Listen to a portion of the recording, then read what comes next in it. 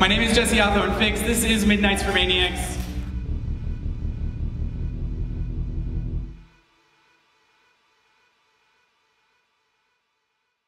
Now, a lot of the films throughout this film series, it's always been, for some reason, they were overlooked, they were underrated, they were dismissed.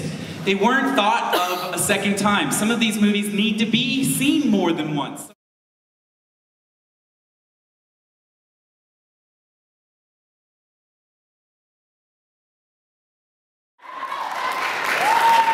This is Diablo, Cody. Come on up. Come on up. Woo, very emotional. This is awesome. Thank you so much for coming. I'm curious, just to start things off, is what were your expectations personally? You know, they thought this was going to be this great big hit Megan Fox movie, and we were like, have you seen it? It's weird. Like, it's a weird movie, and like there are a lot of people who are not necessarily going to love it. So we kind of loved that it was polarizing because we're freaks. One of the things that you and Karen, it seems like, talked about was creating a feminist horror film. Yeah, I mean, we were proud of what we were doing because there aren't a lot of situations where you have a female screenwriter and a female director making, you know, a mainstream horror movie that's going to be at the mall. A lot of the reviewers seem to say things like, it's not funny enough, or it's not scary enough. Probably true on both counts. Now, what about the movies that you were maybe excited about or influenced by for Jennifer's Body? Visually, we loved a lot of the Italian horror movies, the Giallo. We loved, I love Dario Argento. Oh my God. I got to talk to him about Jennifer's Body a couple months ago. That was like a very intense experience for me. What did he say? What did he say? Is that he liked it. But in a lot of ways, rather than being, you know, an homage, Jennifer's Body is more reactionary. When you wrote the script, did anyone ever question you about leaving things so wide open?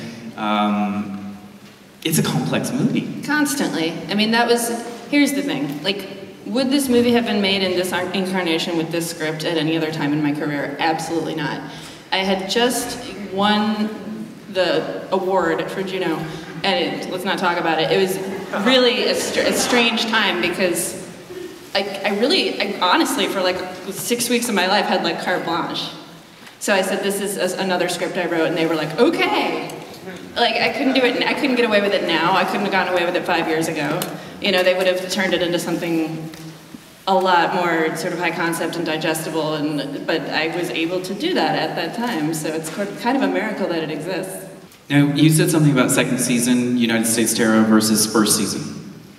I'd read... Yeah, I like the second season a lot more. Why is that? The first season, I had never worked in television at all. And I was learning and I was listening.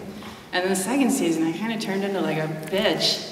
And like, was more adamant about what I wanted and the kind of show that I wanted to watch. And I thought, I want to be able to watch and enjoy my own show. And I didn't feel like that the first season. And now, you know, I feel like we've grown into something that I can be proud of. Characters is something I love about all your movies are your male characters. They're always so sensitive and sweet. And they're kind of pussies. Dude, I fucking relate to them. I'm glad that you feel that way. I always say, I honestly, I don't really know how to write like aggressive men because my dad and my brother are these two like very sensitive guys who would like get in fights and cry all the time.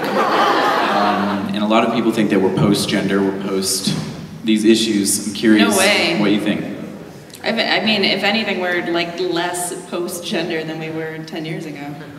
Actually, I think it's getting worse. The Catherine Bigelow thing was awesome. That was a bright thing that happened. But it is difficult to be a female filmmaker. And believe me, like nobody wants you impressing your feminist agenda on their like nice, clean celluloid. Here's a situation with Jennifer's Body where all the 35mm prints now have been destroyed. They're all gone. It's a year old. Yeah, tell me about it. So, what we do get to have, though, luckily, because the Castro has a cinema digital projector, is this top-of-the-line digital presentation, and you have not seen this in cinema digital, is that true? Or I have not. So, it's going to look really crisp, and for some of you, that might piss you off, because you want scratches through it, and, but I really, really appreciate you all coming out. This is a huge crowd. Thank Diablo Cody.